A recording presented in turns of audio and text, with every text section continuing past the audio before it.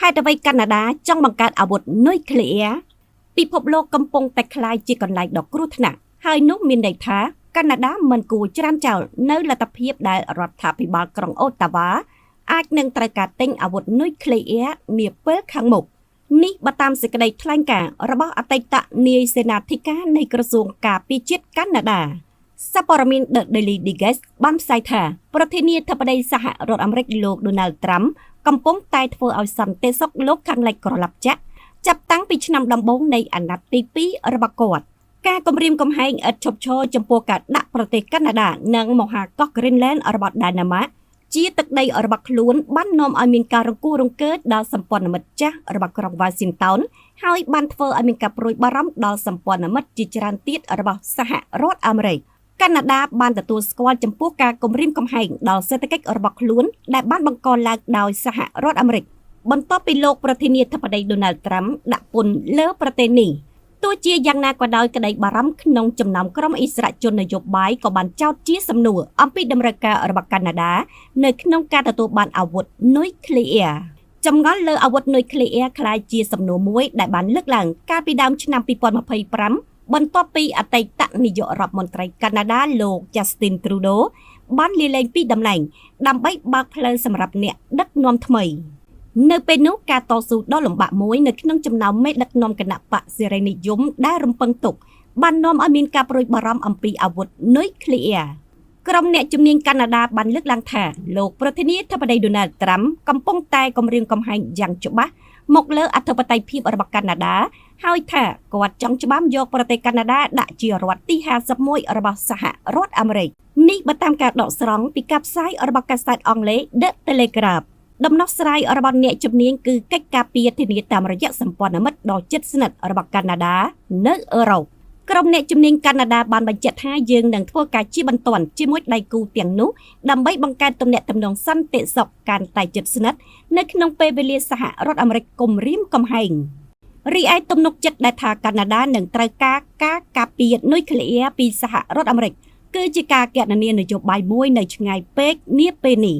ទោះជាយ៉ាងណាក៏ដោយបន្ទាប់ពីលោកប្រធានាធិបតី Donald Trump គម្រាមកំហែងកាណាដានិងសម្ព័ន្ធមិត្តសំខាន់ផ្សេងទៀតនោះមកគំនិតពីដំណោះស្រាយនុយក្លេអ៊ែរចំពោះបញ្ហាសន្តិសុខរបស់កាណាដាអាចនឹងកើតមានកាន់តែទូលំទូលាយនៅក្នុងឆាកនយោបាយរបស់ប្រទេសអាមេរិកខាងជើងមួយនេះលោកឧត្តមសេនីយ៍ Wayne Array អតីតប្រមុខការពារជាតិកាណាដាដែលបានលាលែងពីតួនាទីកាលពីឆ្នាំ2024បានបញ្ជាក់កាលពីពេលថ្មីនៅក្នុងវេទិកាស្ដីពីការត្រៀមខ្លួនរបស់យោធាកាណាដាថាប្រទេសកាណាដាគួរតែរក្សាគោលនយោបាយដែលអាចបត់បែនបានលើការទទួលបានអាវុធនុយក្លេអ៊ែររបស់ខ្លួនហើយមិនត្រូវបដិសេធពីលទ្ធភាពដែលរដ្ឋាភិបាលអូតាវ៉ាអាចត្រូវការដើម្បីទទួលបានសមត្ថភាពអាវុធបែបនេះឡើយលោកឧត្តមសេនីយ៍រូបនេះបានលើកឡើងបន្ទាប់ពីមានសំណួរចោទសួរថាតើប្រទេសកាណាដាគួរតែអភិវឌ្ឍរបាំងនុយក្លេអ៊ែរនៅក្នុងយុគសម័យថ្មីនៃភាពចលាចលខាងភូមិសាស្ត្រនយោបាយដែរឬទេប៉ុន្តែបើតាមគេហទំព័រ The Globe and Mail បានឲ្យដឹងថានៅទីនេះជាប្រទេសកាណាដាសូមរក្សាជំរឿនរបស់យើងឲ្យបើកចំហយើងមានសហគ្រាសនុយក្លេអ៊ែរដ៏ល្អនៅទីនេះ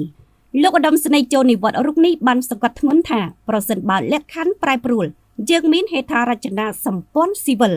យើងមានអ្នកវិទ្យាសាស្ត្រប្រសិនបើកាណាដាចង់បង្កើតអាវុធនុយក្លេអ៊ែរគឺរដ្ឋាភិបាលក្រុងអូតាវ៉ាមានអ្វីៗគ្រប់យ៉ាងដែលកាណាដាត្រូវធ្វើប្រទេសកាណាដាបានដើរតួនាទីយ៉ាងសំខាន់ក្នុងការអភិវឌ្ឍអាវុធនុយក្លេអ៊ែរហើយថែមទាំងដាក់អាវុធនុយក្លេអ៊ែររបស់អាមេរិកនៅលើទឹកដីរបស់ខ្លួនរហូតដល់ទសវត្សរ៍ឆ្នាំ1980ទោះជាយ៉ាងណាក៏ដោយប្រសិនបើរដ្ឋាភិបាលក្រុងអូតាវ៉ាបានផ្លាស់ប្ដូរគោលនយោបាយដើម្បីទទួលបាននុយក្លេអ៊ែររបស់ខ្លួនកាណាដានឹងបន្តគោលនយោបាយរយៈពេល50ឆ្នាំដើម្បីតស៊ូមតិសម្រាប់ការមិនរីកសាយភាយអាវុធដ៏គ្រោះថ្នាក់បំផុតប្រភេទនេះ The Globe and Mail បានបន្តថាប្រទេសកាណាដាគឺជាប្រទេសហត្ថលេខីនៃសន្ធិសញ្ញាអន្តរជាតិស្ដីពីការមិនរីកសាយភាយអាវុធនុយក្លេអ៊ែរដែលក្រុងអូតាវ៉ាបានចុះហត្ថលេខានៅក្នុងឆ្នាំ